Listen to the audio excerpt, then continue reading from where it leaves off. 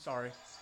I didn't mean to pepper in on your speech. No, you clearly are giving Cookie very fun little matches that you get so excited about. I give you fun matches. Yeah, but you don't chime in with me or Tolbert.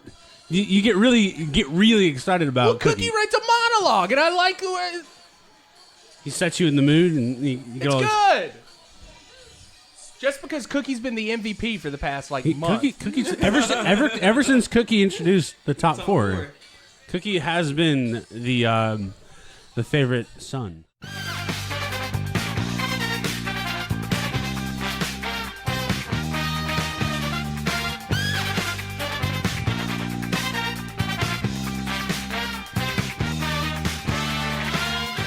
Welcome to $2 Steak, a pro wrestling podcast. I'm your host, Aaron Varnum. Joining me this week, as always, Big Mike. Yep. Tolbert. You. And Cookie. I'm here. Boys, it has been a week and a half. No, it's felt like 3 weeks. It's been one full week. Dude, yeah. It's been 2 weeks since we've all been in a room together at the same time. Last week, we had to put Davenport in Tolbert's seat and then Davenport in Cookie's seat. That's right. And but we were able to make a decent little podcast out of it. It was fine. I thought we did well for how woefully unprepared some of us were in this situation. Not calling out any names.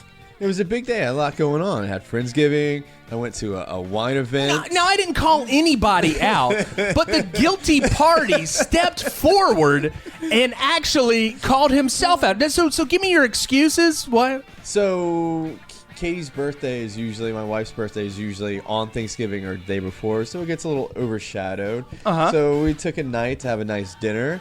Just so happened there was a wine event at Bombers that night downtown. Right. The same day that we do every single week. We have a wrestling podcast every week. You know, sometimes things happen. So we went to this event, ate oysters, drank really nice wines, some really awesome stuff. And then we went to a Hungarian wine dinner. And that was pretty cool too. Pretty much, the hell, dude? Pretty much, we got fucking hammered on wine, and the wine dinner was intimate and small. We were the youngest ones there by far, but it was a lot of fun. It was a lot of fun. Yeah, we didn't have a Hungarian wine festival. We got together for Friendsgiving. We had some good food. Mike cooked a lobster chowder, not a bisque. Which was awesome. Lobster chowder. It was delicious. And it was very tasty. Cookie brought nothing. Cookie was coming from Charlotte. We had all sorts of good stuff. This is actually the first social event that we have seen Cookie at Correct. in a really long time. Wow. That is true. That is true. Cookie, I'm so proud of you, brother. He has priorities, and you know. Hey, and I have no place to knock his priorities. Because you have priorities as well. We all have priorities. But you know what? Another priority is making this wrestling podcast every single week. And by golly, we've done that. We have done that for 33 weeks. Is this 33 weeks? It's 33. But technically 32 weeks because we have... Oh, we took off 1 week. We did took a week two off. on 1 week. We had we cheated a couple times. It's all right. We had the shitty watch along. That Eating's not cheating, boys. So here on... the watch along. Oh, I forgot about that. We've had 2 watch-alongs, and they've all been shit shows. Yeah, and they were awesome. Did you like that first watch-along we did? You know who didn't? Davenport. He didn't like it? Davenport hated because that watch-along. he wasn't at the bachelor party. Well, no, he was at the watch-along. He was at the Ric Flair, Terry Funk watch-along that just ended up being a mess. That was pretty damn good. All right, so let's kind of wrap up. Mike, how was your weekend? What have you done this week? I heard Friday was not the best day for Mike. Well, no, yeah. So I've been trying to be proactive. I got my oil change, got new tires, got my oil change. Yeah. A couple weeks ago, me and Pancake put together new brakes on my car. At that time, we kind of found out, one, that I was missing a lug nut on my front right tire. What's going on, Tolbert? Yeah, what's so funny? Hearing him talk about this with the stash going on is really funny to me. Can I set the stage for you guys right now? When Mike walked out of his car, I was pulling up into my driveway. Mike gets out of the car and looks like the most Midwest dad I've ever seen in my life. He's got this terrible mustache. He has got it's November, man. Not a fashionable flannel, it's but an LL Bean traditional fit. It looks like a Forrest Gump. looks like a faded glory flannel, and he's got like a hat on. Yeah, he just looks like a Midwest dad. He's gonna take somebody to hockey practice after this. Run, Forrest. But sorry. Nothing wrong with that. Anyway, long story short, I'm pulling out of the oil change place, and my lug nut falls off. The missing one? No, another one. And we knew that one of the threads on my wheel stud, or a wheel stud, had stripped. And at this point, I'm like, all right, whatever. I'll just deal with it tomorrow. So I go to drive away from the oil change place, and I hear this horrendous and feel this grinding metal on metal. Doesn't feel good, right? And I'm in the sketch. I went to that new oil change place in front of the by Bill's and the sketchy Subway. Oh yeah. So I'm in this sketchy parking lot, very dimly lit, and it's just grinding, and I'm like, oh god, what am I going to do? Long story short, I just nutted up and I just drove it home. And sometimes you got it, man. Oh, it was Sometimes you just gotta terrible. go for it. Well, because 4 different times I jacked this car up, put this thing on, contemplated what I should do. Yeah. But last time I jacked it up, I shook the wheel. I was like, all right, well, the wheel's on fine. I'm pretty sure that stud had slid out. Yeah. And it was just fucking some shit up. So I was like, well, whatever. Worst case that happened. It's already damaged. Might as well just ride it home. And then I had to change my wheel stud out. The whole time I'm actually texting Peanut Butter Pancake advice and kind of talking me off a ledge and what I should and shouldn't do. Yeah. So that's what by the way, it was dark and raining. It always happens. Yeah, of course. I don't have AAA, and that's what I spent my Saturday morning doing, was swapping out a wheel stud. So that's what it was, a wheel stud. It was. It had the one that was stripped and that didn't have a lug nut had fallen back and was in the assembly, just grinding away at things. You know, over the past year, all three of us, the only one that hasn't had any car trouble was Tolbert. I've had some shitty things happen. To Cookie's had a lot of shitty things That was happen your to fault. I blame you for that. and now you. And Tolbert drives, I mean, not like a new car. Well, I'm just really fortunate. All right, so this car I have, I bought from my boss, which is a little old French lady. Yeah. Right? And she drove like to and from the restaurant like a few days a week. Yeah. And they're also like paranoid freaks about stuff. So everything on it's been replaced like a million times, never miss an oil change. Like it just runs. It's just a good car. I'm hoping that's where It's a my car Lexus, will man. be. It's a good car. Yeah. Does she ever get inside the car now and be like, I just want to remember old times? And then she gets in and she's like, why does it smell like a skunk in here? Oh man, one time. Oh no. This is when I had one of my Jeeps, man. One time, like, I'm driving to work, right? You know, I'm toking up. You know, I'm getting ready for a long night, and she hits me up. She's like, "Hey, I'm at the bank. I walked down. For some reason, she wanted to ride back to the restaurant or somewhere, Oh, right?" God. She's like, "Can you come pick me up real quick?" So I panic. I'm like rolling down the windows. You're spraying cheap cologne that you Just bought doing off whatever some I door-to-door can. I'm also salesman. like trying to clean up. And, like I was like, why is there a beer can there? I don't know. Like throwing shit in the back seat. That Oh, was crazy. God. Good times, man. Good times. Well, And- Mike, oh, go ahead. I'm I sorry. was just gonna say, Mike, how do you feel now that your quarterback has a dent in his head from that helmet that smacked? I told Aaron, and I told our drunk Browns fan friends who were trying to like take Myles Garrett's side. He up until the point he swung it, I was fine with everything. Yeah. And you know, to Mason Rudolph's credit, nobody's talking about the 4 interceptions he threw. So Dude, he that's took one amazing. on the chin, though. Jesus did. Christ. That hit.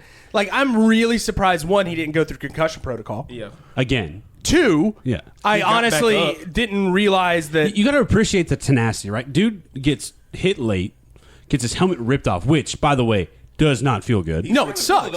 But so he gets his helmet ripped off, Yeah. gets hit in the head with it, then gets cheap shotted, again, gets knocked on his ass, and still manages to call that guy a bitch.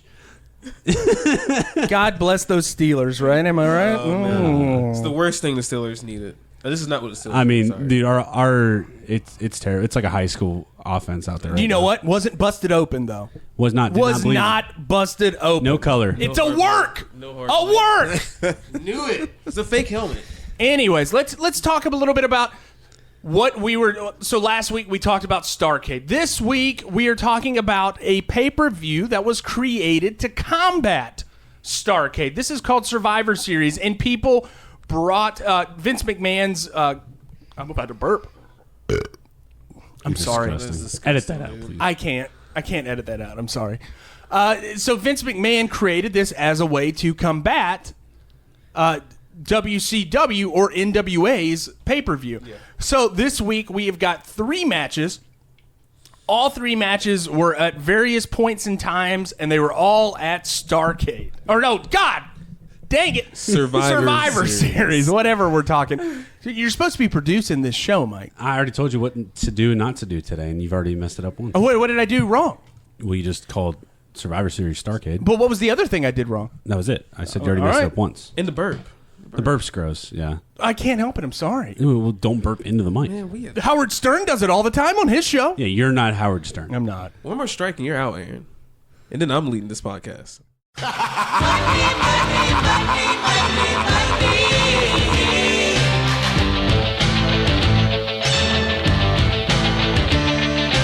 Everybody's got a price. For our first matchup of the evening, for the Greenhorn Big Mike, we've got the Dream Team against the $1 Million Team. Tell me a little bit about your matchup.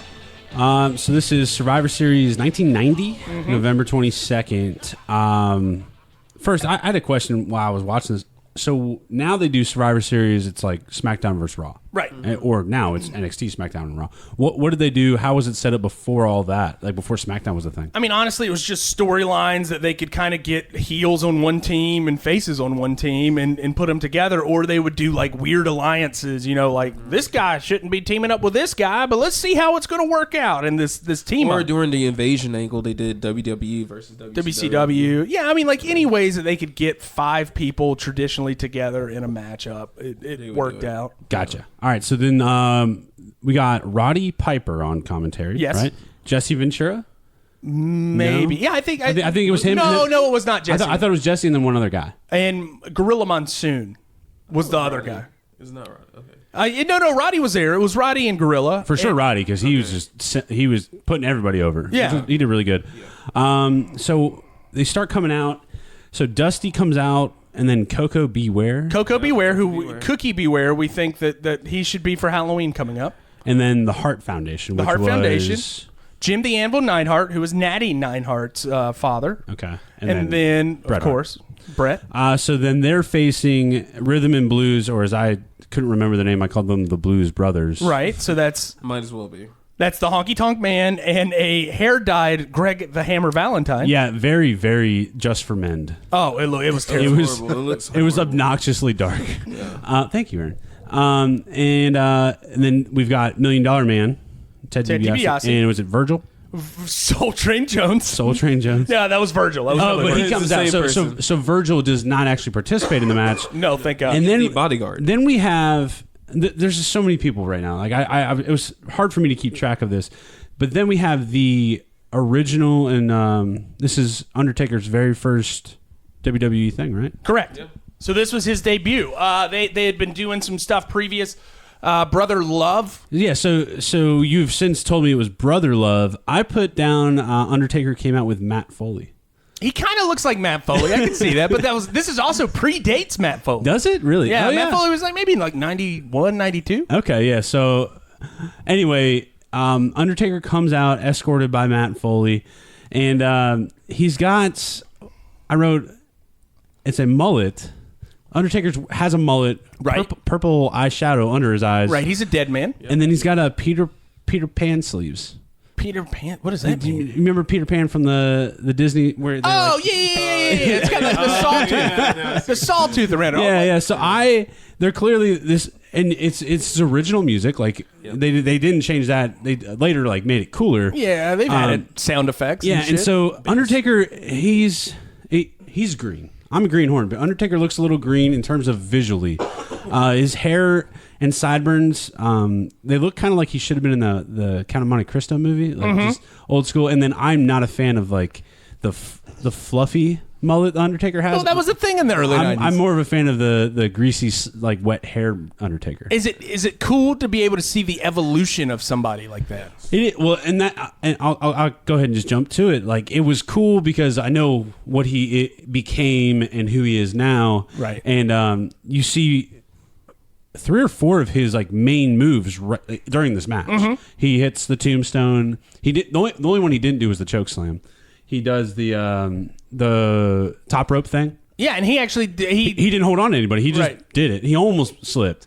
Yeah. So it was really cool to kind of see that and see where he gets to from there. We get into the match a little bit. Coco gets throat slammed onto the ropes at one point, like tossed up. I like those spots. I'm sure they're not great to take. Right. Yeah. It's called a stun gun, and like we've seen that. It'll jack your jaw. Yeah, so they don't do it much in WWE anymore, but we've seen it a couple times in AEW, and I think New Japan does it a fair amount. Yeah. I know. I think it's kind of cool because then it's like the wrestler utilizing the ring to assist them in hurting their opponent. and it's completely legal. It completely legal. Yeah, it's a legal move. Oh yeah, 100% do it. This is another point where you could tell Undertaker's a little green, so he misses the hard cam finish on Coco. Yeah, he does. I wrote ... fucking rookie. What a rookie! Yeah, because he did I forget how he finished Coco off, but it might have been the tombstone. It was. But then he does the arms cross, does the thing where he holds him down thing. Drunk But Mike was a little harsh. it's just all at the wrong angle. You just see his flowy hair. Well, you don't see it. That's the problem. Overall, it was a fun little match. That's really most of my notes were about the Undertaker because I assumed that's why you wanted it. Yeah, I mean, Dusty Rhodes is great. I put Bret Hart is the GOAT. He just sells He's everything. amazing, He's really, really good. And this is prime Bret Hart, right? It was right before prime Bret Hart, and this was at a time when you could tell he was going somewhere. he was transitioning from a tag team wrestler to a singles star. So this is right before his singles run kind of pops off. Yeah, because the rhythm and blues guys that look a little older. Greg, They were winding or fading out. they were fading out. They're wrestling very much with that kind of older school style, that 80s style, I think. And then Brett's just making them look like $1 million. Another final thought I had is if Davenport was 6'2" and blonde, he'd have the same body shape as Dusty Rhodes. Is that what you're? I can see that. I wish he was here to defend himself. To defend himself. Oh, and I'm sure he would love that. I love Dusty Rhodes, man. I mean, I've talked so much about it. He's great on commentary, but he doesn't. He looks kind of like he could be a wrestler, but he just moves well. He doesn't do high flying stuff, but he's just really good. He knows how to work. Yeah, and he's visually he's showing his age a little bit in this. He's pretty big, and you can see the scars and stuff from all of the different random hardcore things and how many times he bladed on his forehead and all this sort of stuff. But he still puts everybody over, and it was a good match. People talk about this era of Dusty Rhodes, kind of him being like a joke when he was in the WWE. Really? Yeah, because he was when he was in the South and when he was making his way around everything in the Jim Crockett stuff. He was, he's not 100% serious, but he's presented as a legitimate threat. And then they kind of debut him in WWE with these vignettes. He's cleaning a toilet. He's the son of a plumber's son, sort of thing. And they kind of take him back to basics. They make him like a caricature out of him. Yeah, and although that a lot of people don't like that, but you got to realize at that time, maybe not everybody watching WWF at the time knew who this guy was. They probably heard Dusty Rhodes, but you've got to take a kernel of character traits and build it back up. These people are not going to be like, well, this guy wrestled Ric Flair in 1985, and these people still need to have this storytelling. And I appreciate. I mean, he's I've said it a couple times. I think about Arn Anderson. He seems to be a wrestler's wrestler. He goes clean. Undertaker puts him down clean. And then he starts. Dusty rolls out, starts fighting Matt Foley a little bit, right? And then, but then he gets Undertaker to come out and follow him down the rampway, and Undertaker gets counted out. So that was a good way not to make Undertaker look weak in his first outing. Exactly. Yeah, he didn't take a pin or anything like that. So I thought makes him look stupid. Yeah. better look stupid than weak, right? Yeah. Right. So I don't know. It was good. I think Bret Hart eventually goes over everybody, right? I think it was a finish. Yeah, I think. No. $1 Million Man wins it. Ted DiBiase. Yeah, Ted DiBiase wins it. Yeah. But it was the way that they did it. I think Virgil helped him roll over, use his momentum and pin him. That's right. Yeah. So it was Bret Hart had been beating Ted DiBiase in the one-on-one matchup at the end between those two. Bret goes for his pin attempt, and Virgil was able to reverse the pin attempt, and it was like kind of like a roll-up sort of thing. Yeah. Well, I really focused more on the Undertaker because you put that in my head that it was his first match, so and it was, and it was a very important thing. Yeah. So, Mike, we've wrapped up your final thoughts. This week has been a massive week on social media. Crushed it. We crushed it on Twitter, Instagram. Had one post. What are you talking about? I had lots of posts. Oh no, you man. did post the cards yesterday. Well, hey, what about a shout out to Eddie Guerrero? What about my Eddie Guerrero? That was the one post. That was the post. Oh, okay. Never mind.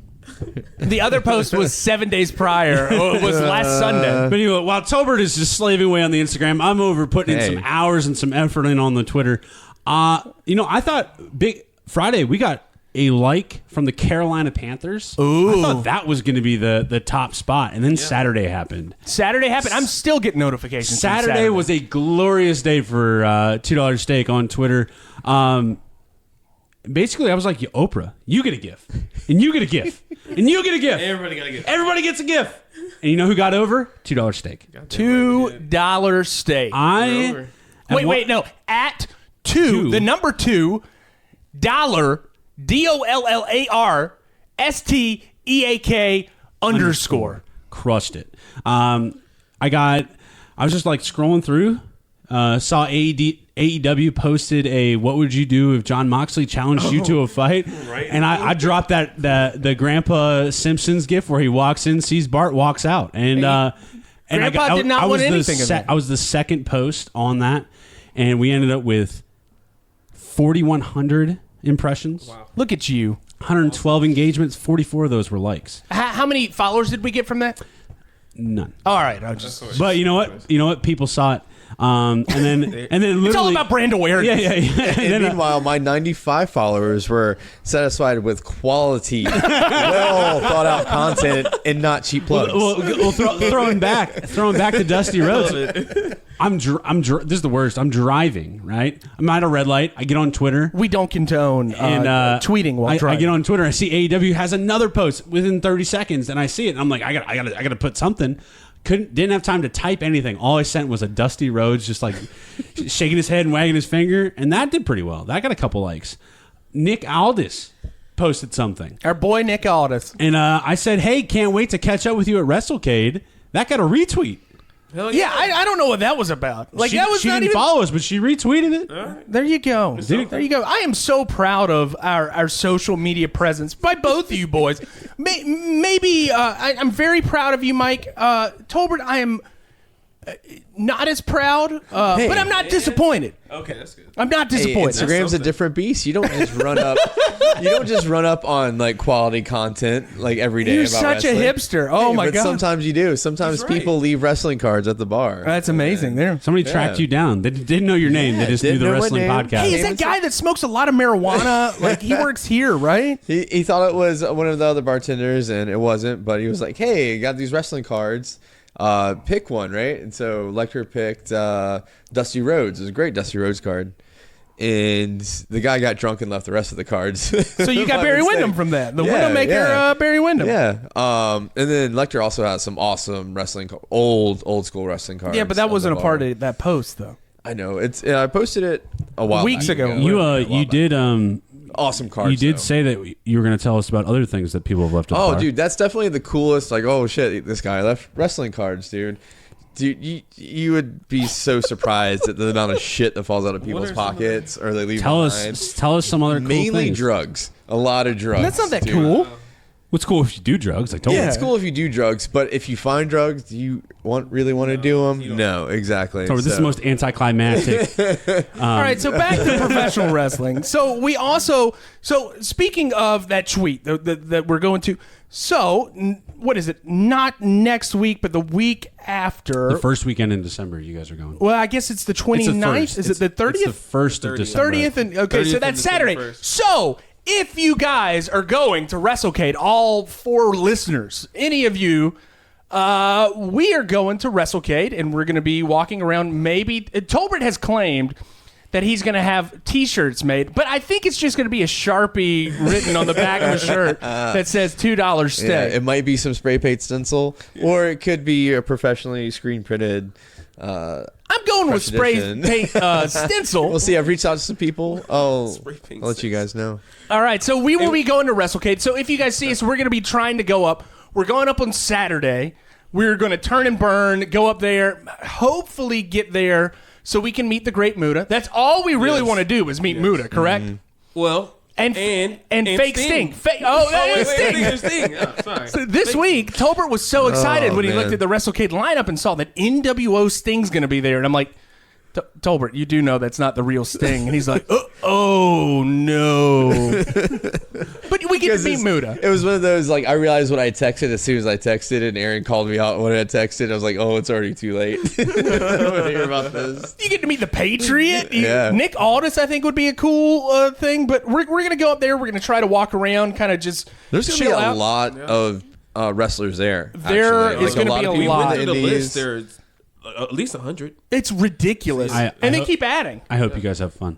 It's going to be cool. Oh, I Mike, forgot. just take off. Mike, I can't. Take off. It's a holiday Don't weekend. go. Mike, you can take off. This is my one holiday. out sick. I said it. No. Instead of Mike, we're going to have PBP with us, so you guys get to meet the real peanut Ooh, butter is Davenport pancake. coming? Davenport is going to be coming with us.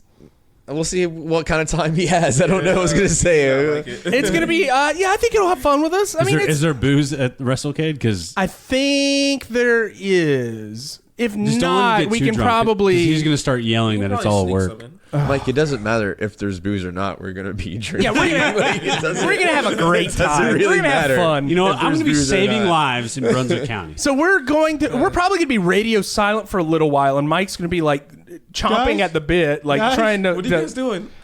How's it going? And then it's gonna be like us taking shots with Muda, like at a bar, like us hanging out with Muda. Spraying the shots into her mouth. Mike's like sitting, like having to deal with somebody, like He's like, hey, you guys. we're hanging out with NWO Sting.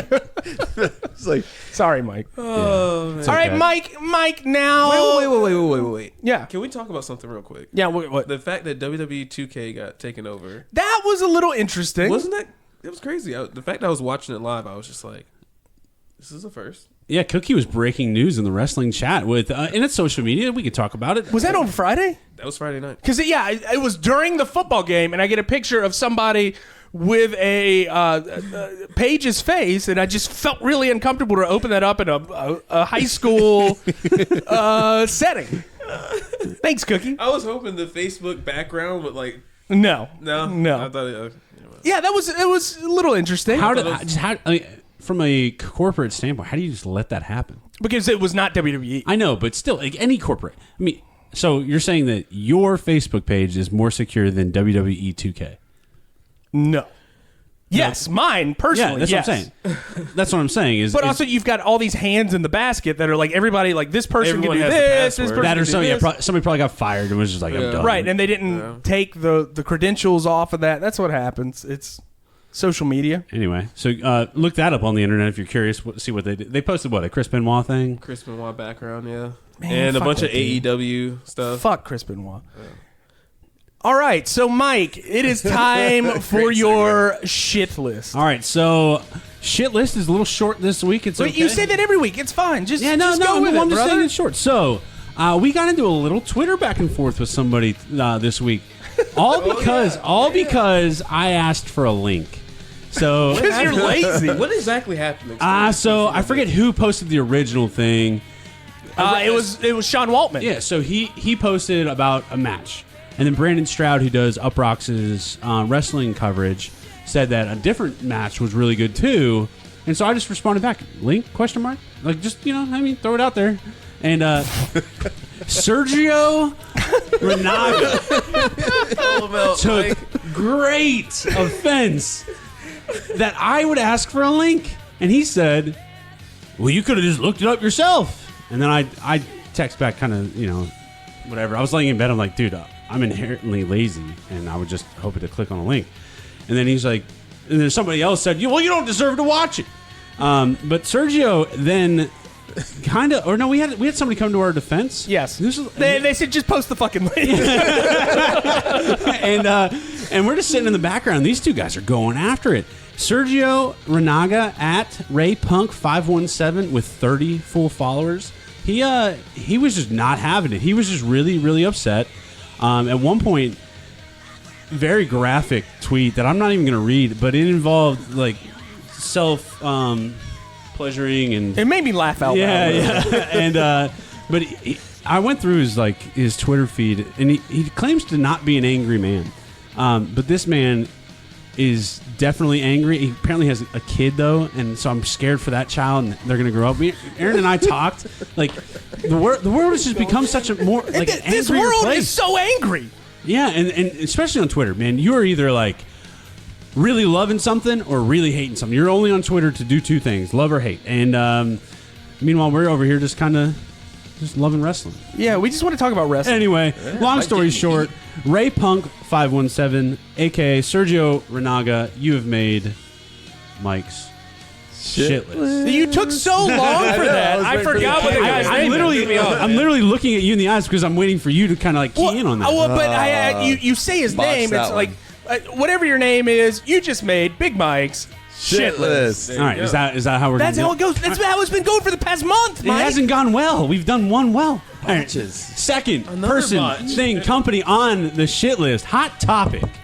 No, wait, Hot Topic. Hot Topic. I went. The store in the mall. Yeah, I was running errands today. AEW. You're hurting Tolbert's feelings. AEW and Hot Topic are supposed to have a little like symbiotic relationship. They're supposed to be having AEW content. Exclusive t-shirts. shirts. Yeah. Oh, you know what? I went to Hot You're Topic today. I went there last week. I went to Hot Topic today. Ain't shit for AEW stuff. Yes. Nothing. Yes. Not a one thing. That's where I bought your Christmas shirt last year. Was from there. Okay. There was zero AEW content at Hot Topic today. And so I don't know if it's the Independence Mall or the Hot Topic at the Independence Mall Well, they or look Hot Topic small. in general. Definitely mall. It is a shitty Hot Topic Independence Mall. It all sucks. Oh, Mike, they looked is at not- you this and you is- look like a narc, and they're like they hit all their good stuff. Dude, Hot Topic is so trendy now. Hot Topic is the new Aeropostale. Mike, you look like hey fellow kids. Hey fellow kids, would you guys happen to have any professional wrestling T-shirts?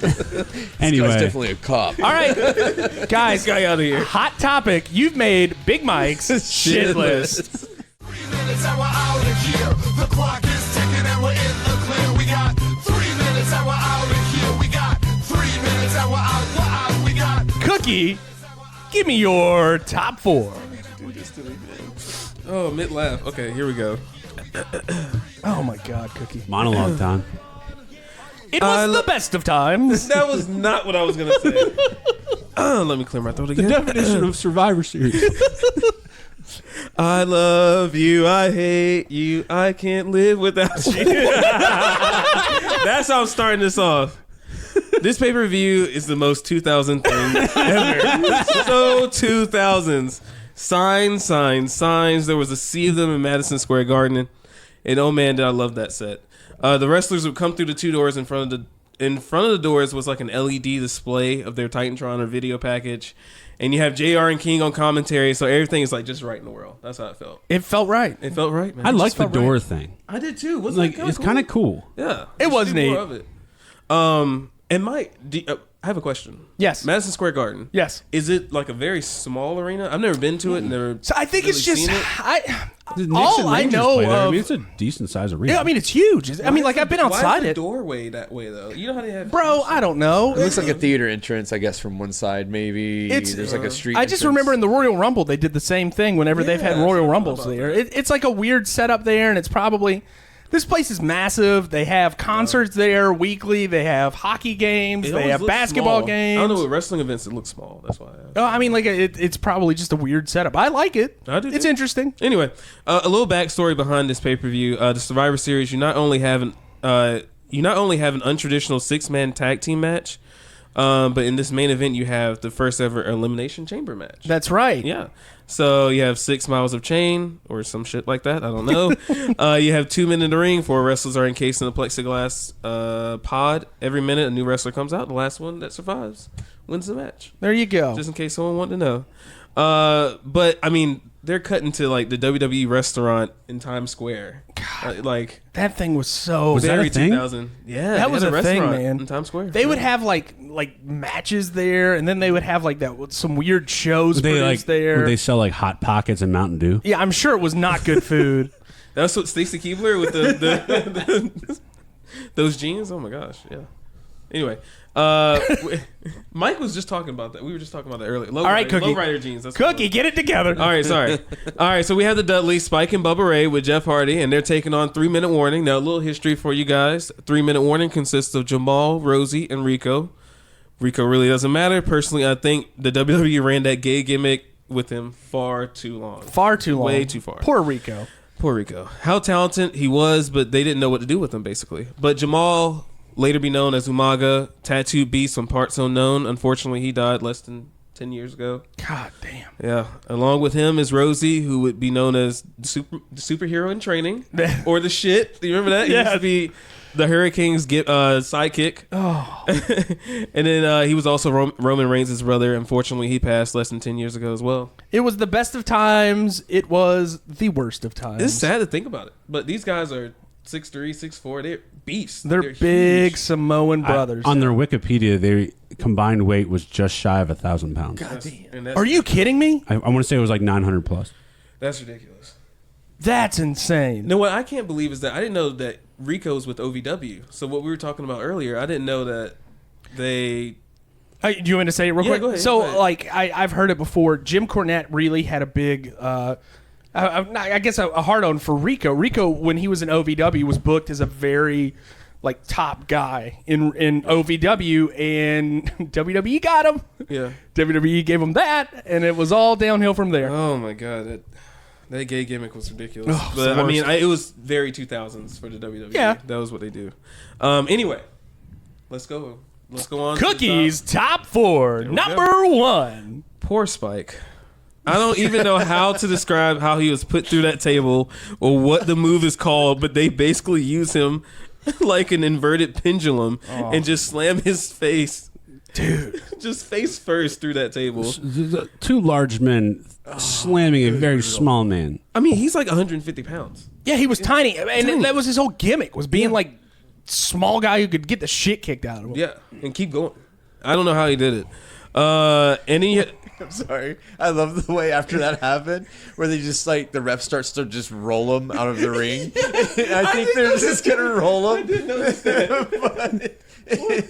Do you remember what did you say before this episode started, Mike? I said, don't chime in on Cookie Sling until the end, Oh, yeah. unless he brings it up first. Wait, so that was not So not Cookie, a foul play. Cookie brought up Spike. Okay, So Tolbert can chime in. okay. So we can chime in now. Yeah, you don't can chime go in. blowing up his other I was waiting for you honorable to chime in. mentions. Oh, okay, I was okay, leading okay, you in okay, on some of those okay, spots, but it's okay.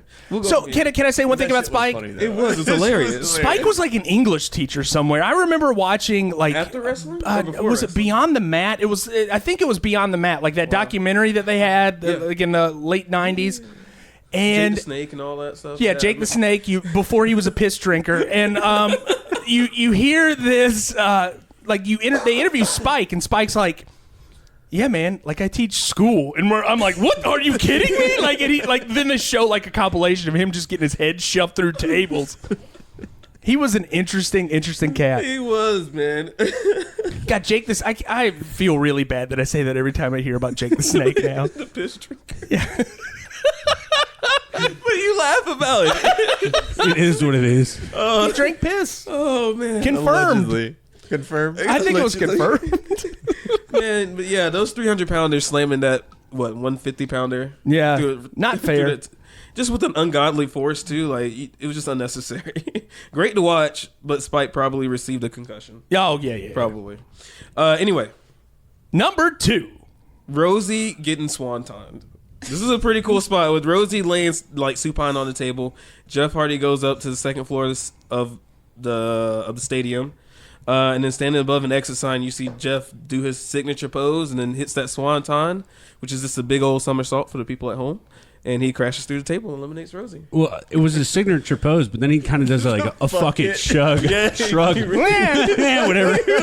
Dude, can I say, short-haired Jeff Hardy is even trashier looking than long-haired Jeff And even Hardy. crazier. and the Oh, paint- dude, is that this was- the start of the paint phase. Yeah. As well? That's the paint phase. I think that was the rave phase. that was the rave phase. That was maybe, I don't know if that was before or after that famous match he had with. No, it had to have been before that Undertaker match it's where definitely before Undertaker and he's like crawling up on Undertaker. He's like, I'm not giving up, and then, like you hear this voice and you're like, just stick to being like an idiot.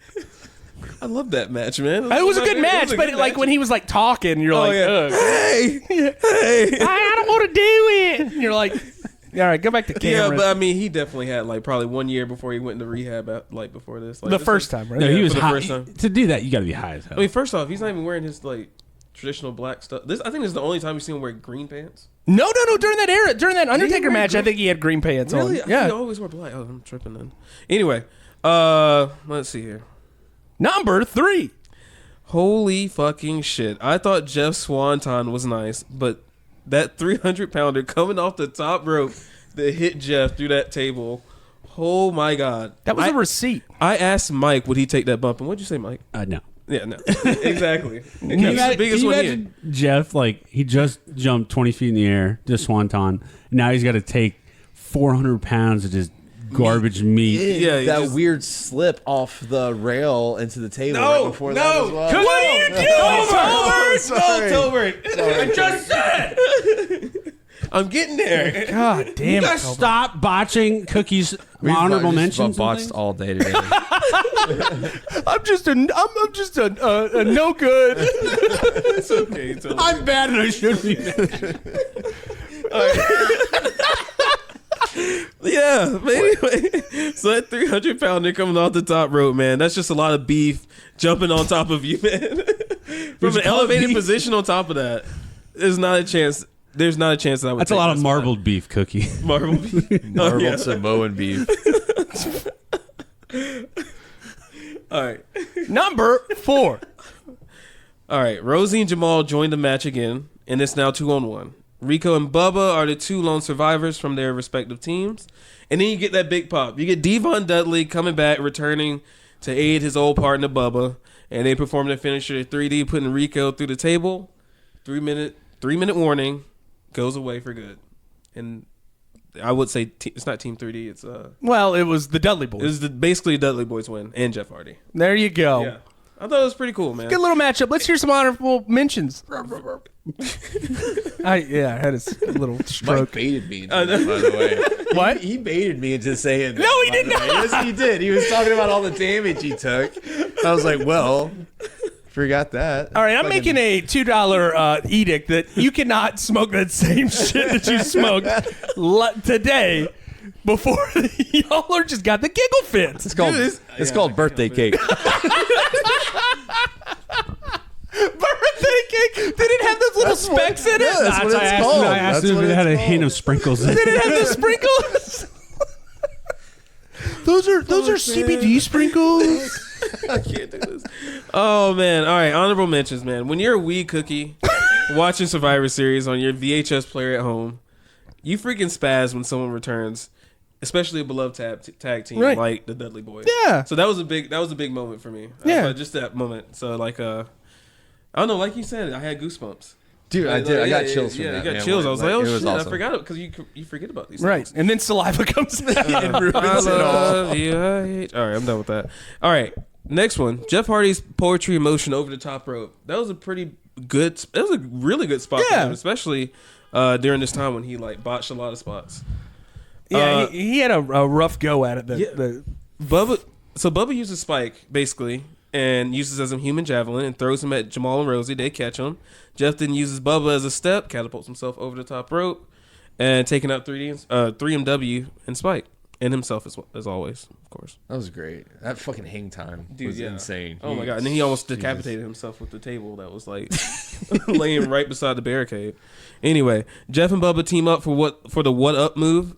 I don't know really how to explain this, but for the people at home, Bubba holds his opponent's legs open, and usually the teammate headbutts the guy's crotch. Jeff took it a step further and basically like Sparta kicked the dude's ball sacks into his lap. It was pretty Thanks, bad. Cookie. I'm just saying, everyone needs to know what it's like. Anyway, all right, we got a botch alert. All right, botch alert. Jeff went for a crossbody, and Rosie was supposed to catch him, but instead Rosie forgets how to use his arms. There you go. And Jeff just bounces off of his stomach. Minus half a cookie. Oh, God. Rico pulls a Cactus Jack. He's waiting for Jeff to come up to the spot. Do you remember seeing this? Yeah, You know what yeah. I'm talking about? Yeah, Jeff just starts shaking. For Jeff to start shaking the rope. He's waiting for him to get to the spot. So he has to, like, pretend to sway his arms. So he pulls a Cactus Jack and, like, that, what was it? The House of Horrors. House of Horrors. The Chamber of Horrors, man. Chamber of Horrors match. Yes, exactly. Anyway, that was a bad spot. Another botch alert. Jeff throws it. Oh, no, actually, this isn't the botch. Jeff throws a table at Jamal's head, and it freaky echoes in that entire stadium. It was so bad. It sounded like he took that table basically to the crown of his head. He did. God, it sounded bad. But then, of course, Jeff slips as he's running across the barricade, and Jamal has to, like, sloppily throw the table back at Jeff, and he kind of goes through it. I don't know. It was a really sloppy spot. Yeah, it was sloppy. It was a sloppy match. It was a very sloppy match, man.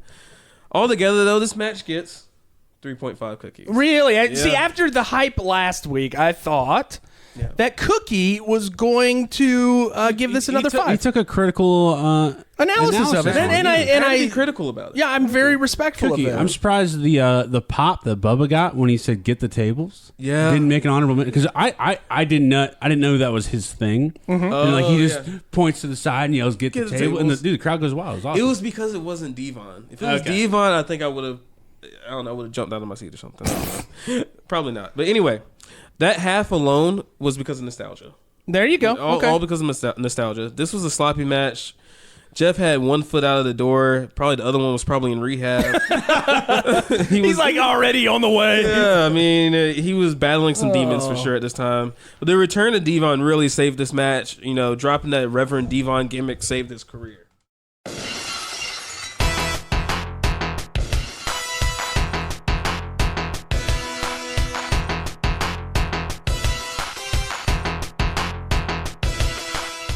All right. It is the high spot brought to you by Birthday Cake. We have Stone Cold versus Mankind. Now, we have discussed in our group chat after this that maybe this match wasn't the best. Like, we could have done another 2 or 3 matches from this particular pay-per-view.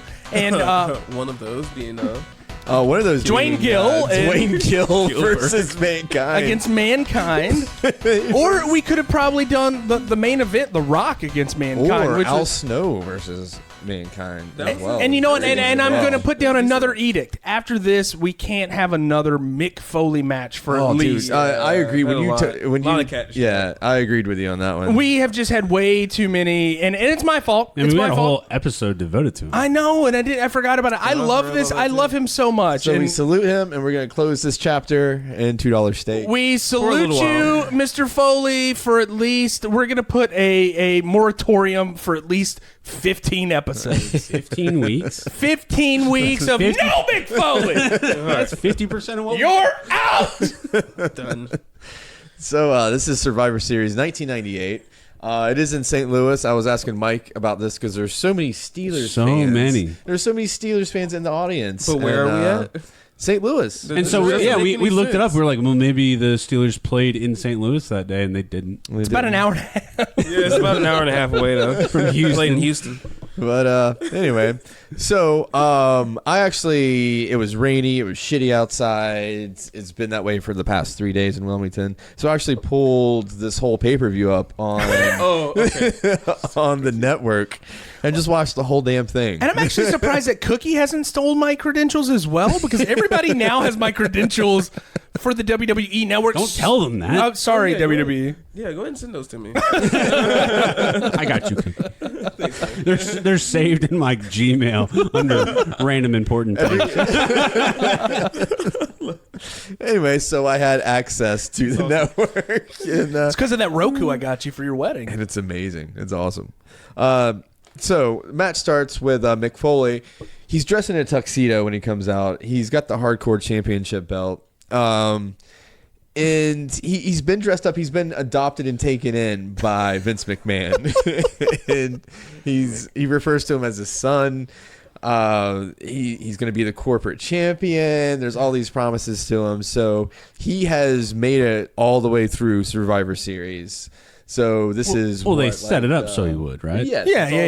They all put set up. So- all the things in his favor. Also, sans facial hair. Did you Oh, notice yeah, I that? did He notice shaved that. off his facial hair. It just looks really weird, Very weird. under that mask. And then he's got the suit on, which adds another layer to his already it get up. does. So he looks really big and awkward. But he's still like staggering to the ring yeah. with the suit. Yeah, so he comes in. So anyway, there's been a lot of manipulation, all kinds of stuff going on leading up to this. This is also height of Stone Cold versus Vince McMahon. Right. This is when like, fuck your boss, fuck your corporation. I'm the rattlesnake. This is. Speaking of middle fingers, there's so many foam middle fingers in the crowd. I almost like little kids with the foam. I middle almost finger. went online just to see if you could still buy one. I'm sure you can get one somewhere. I'll find out on eBay. And it was also funny. I was at work and I knew Mike was watching my match because he was like, please make notes of all the signs in the crowd. So along with the foam middle fingers, Al Snow was there that night. So you had head in the audience and all the signs saying, I want head, or I need head, or what does everybody want?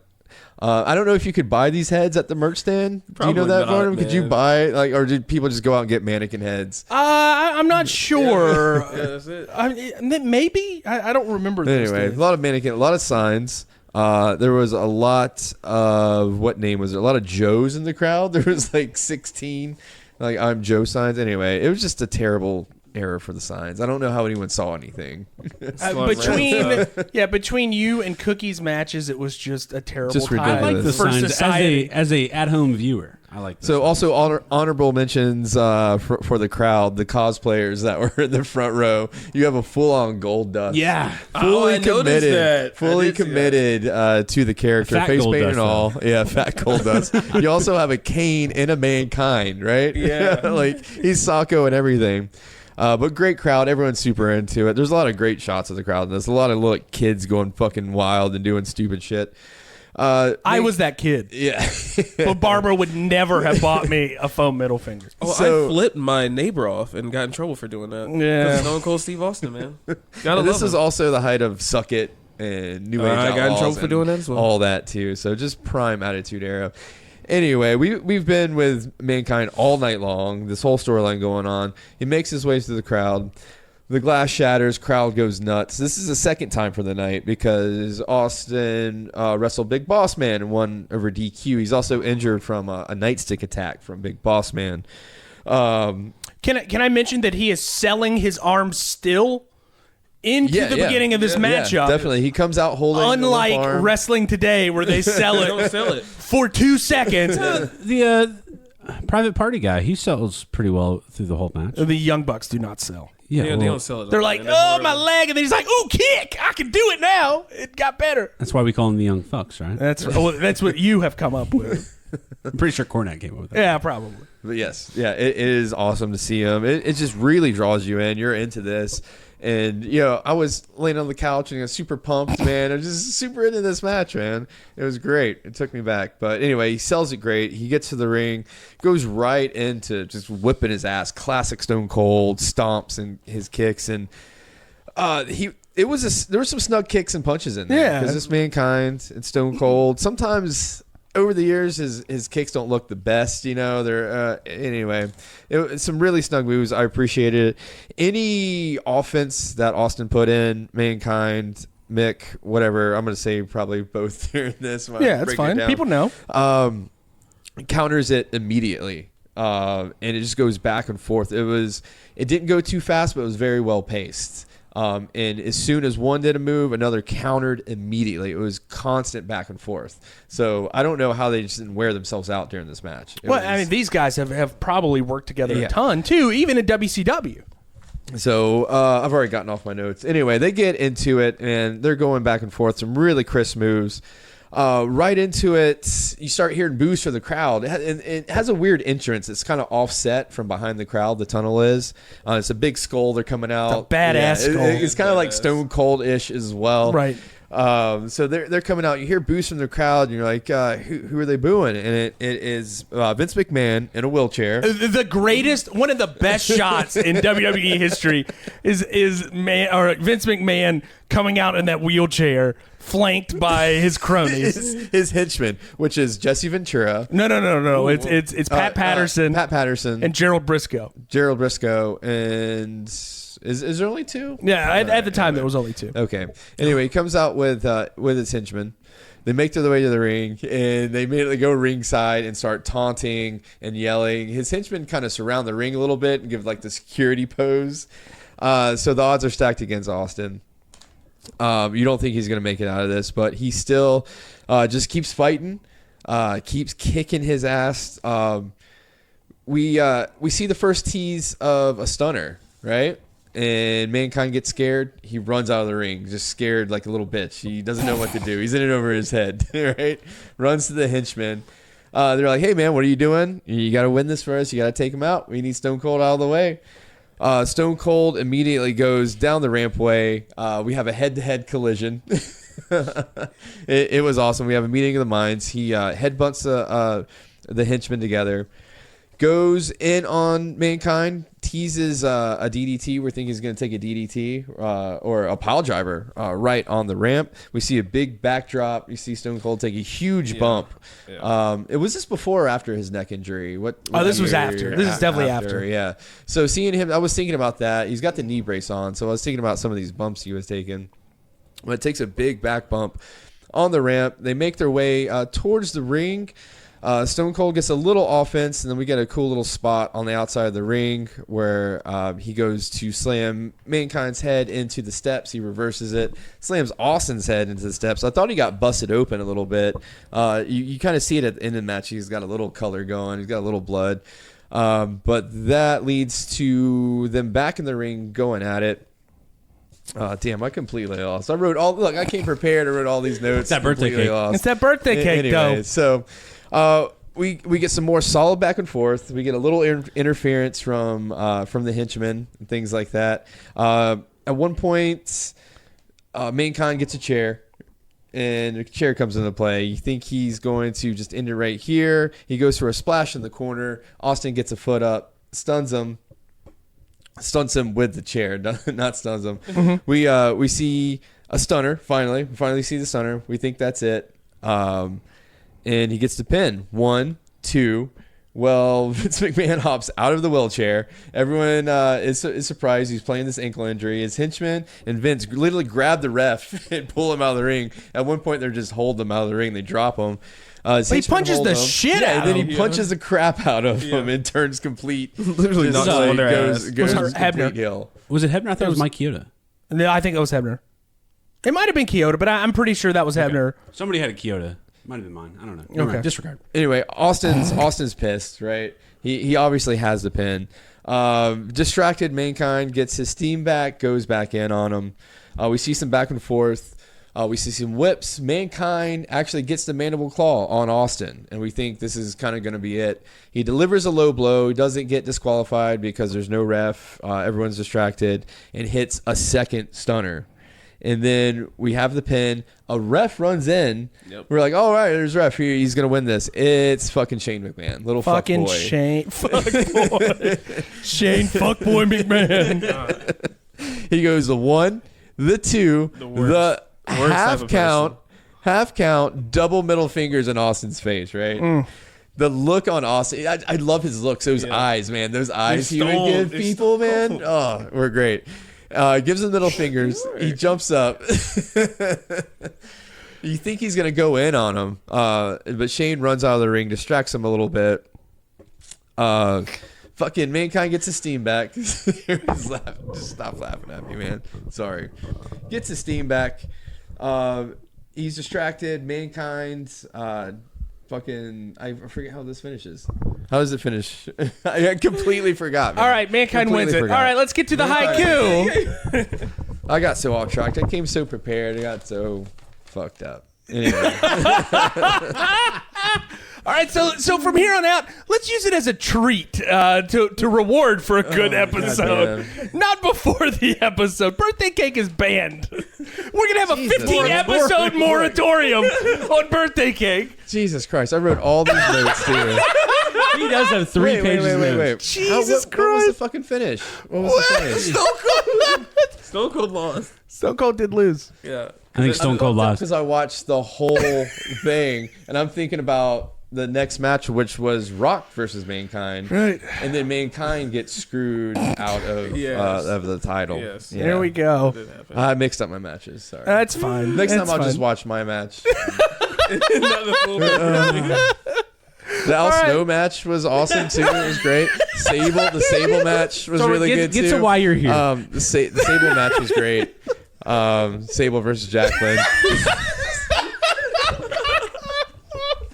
Tolbert, get your shit together. What is your haiku? Flustered. I'm just This was honestly like him when he threw up in the Uber and he's like so flustered about everything and he just can't keep like. All right, haiku about. We found that. God, you look like brother. All right, a price on his head. Promotion promises made. The rattlesnake strikes back. All right, thank you. That was pretty good, man. That was pretty good. That was a good. That was a good Hey, little. Cookie, would you call Tolbert's segment a botch? Yeah. You slipped on that barricade. Just like Jeff Hardy. Jeff, we do love you. Hey, Stop drinking and driving, Jeff. God damn it! Stop drinking I in actually public. texted Katie. I'm leaving my car here, by the way. I actually texted her to come here and get me. Well, we're planning on going to dinner afterwards anyway. I know, but still, the fact that you can't drive to the. Oh, it's a block away, Tolbert. I've been drinking too. Okay, I was all right. at Hey Beer before this. And, I understand, Tolbert. we smoked that birthday cake. I am had very. I think I'm. PBRs with Mike here. Tolbert just keeps Jesus. going. All right, so that is it for this week's episode of $2 Steak, brought to you by Birthday Cake. On next week's episode, we're gonna have and Mike, this was a great suggestion from our young producer over here, Big Mike. We're gonna Since when is he producing? Since I yelled at Aaron all the time. because he yelled at me today before this episode started. So this episode next week, it's the week of Thanksgiving that episode's going to come out. So let's do what we are thankful for in professional wrestling. So each of you gets to pick your own match next week. Ooh. You get to pick your own match. And boys, you have to get it to me beforehand. Find me a link so I can put it in the rundown. You guys have the power. Oh God, I won't botch this, guys. Don't worry. And also keep the match about 10 minutes, you know, like Mine's not gonna be usual. 10 minutes. You like already it have short what your and match is? Yeah, I texted you the other day. Which one was it? The TLC match. Oh, so that That's TLC gonna be 2 mine. is your match. Okay. gonna be mine. There you go. So Does there, mine have to be strong style?